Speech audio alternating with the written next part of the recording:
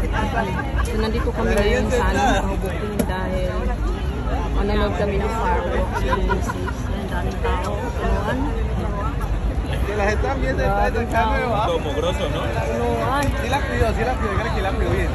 Te la cuido bien. Ah, no, ya. Grabe, siksikan kaya dito. Ah, ya limpió, ya.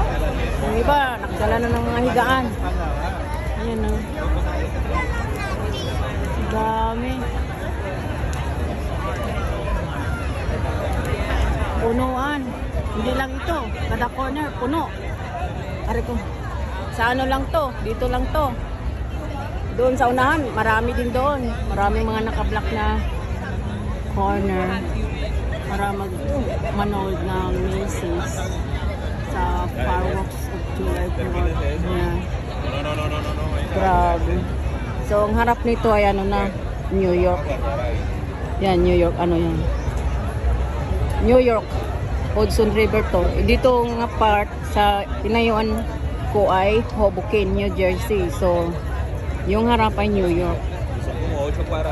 Tapos nandun naman yung kabila. Yan yung...